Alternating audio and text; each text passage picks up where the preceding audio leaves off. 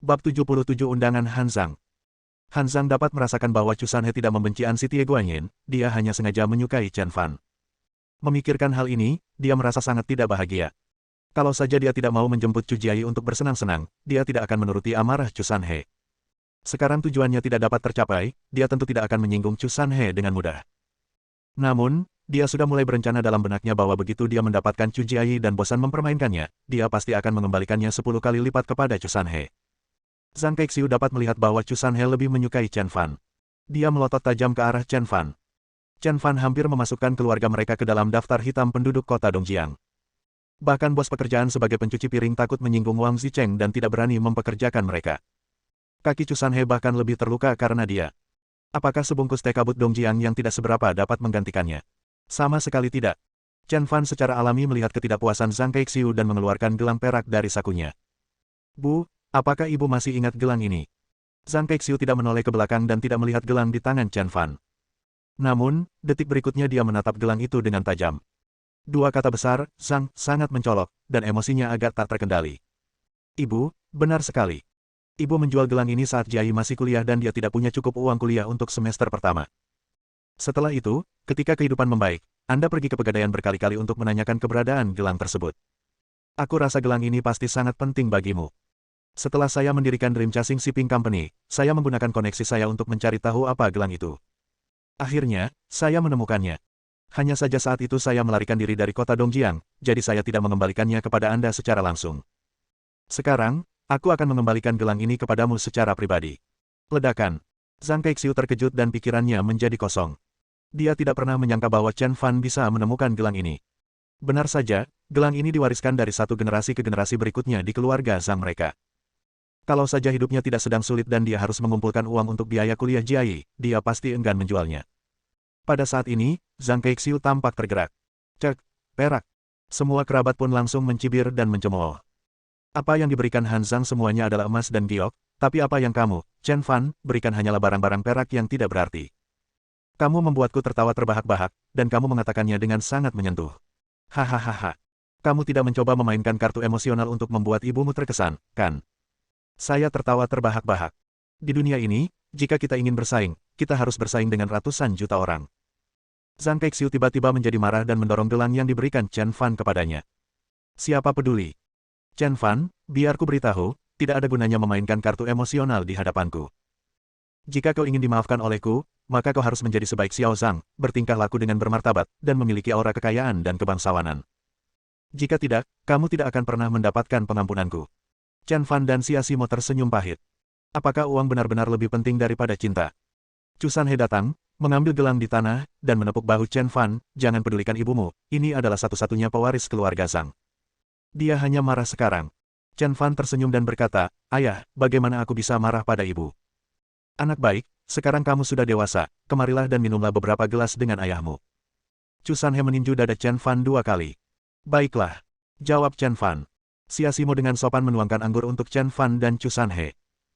Han Zhang selalu menjaga sikapnya sebagai pria terhormat, terpelajar, sopan, dan tampan. Dia membuat semua orang tertawa dari waktu ke waktu.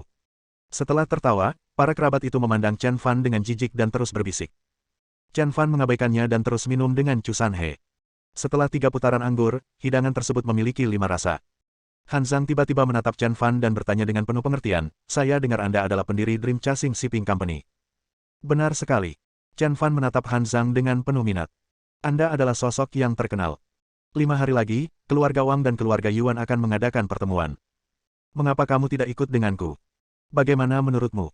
Bab 78, Pernyataan. Begitu Han Zhang mengatakan ini, semua orang di keluarga Chu dipenuhi rasa cemburu. Anda tahu, semua selebriti di kota Dongjiang akan menghadiri pembicaraan Wang Yuan dalam 5 hari. Banyak orang yang ingin melakukan ini, tetapi Han Zhang berinisiatif mengundang mereka, yang membuat banyak orang bingung. Bahkan Chu Jiayi merasa tersanjung dengan keputusan Han Zhang. Setelah mendengar kata-kata Han Zhang, wajah Chen Fan tampak tidak senang.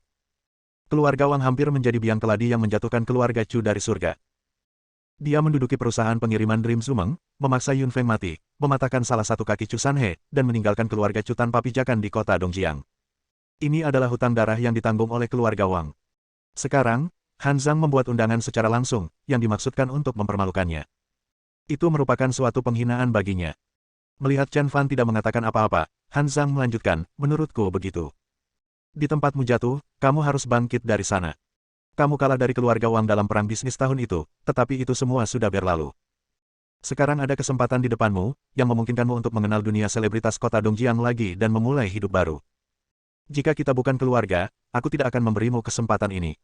Setelah mendengar penjelasan Han Zhang, semua kerabat menjadi sangat iri hingga mata mereka memerah. Zhang Kaixiu juga berdiri dan berkata, Chen Fan, kamu harus belajar lebih banyak dari Han Zhang, jadilah orang yang cerdik dan baik hati. Mengapa kamu tidak berterima kasih kepada Xiao Zhang karena telah memberimu kesempatan ini? Chu Jiayi juga sangat menghargai kesempatan ini. Dia mendatangi Chen Fan dan berkata dengan serius, aku tahu kamu peduli dengan muka, tetapi muka tidak ada artinya jika kamu tidak punya makanan untuk dimakan. Han Zhang dan aku akan membantumu.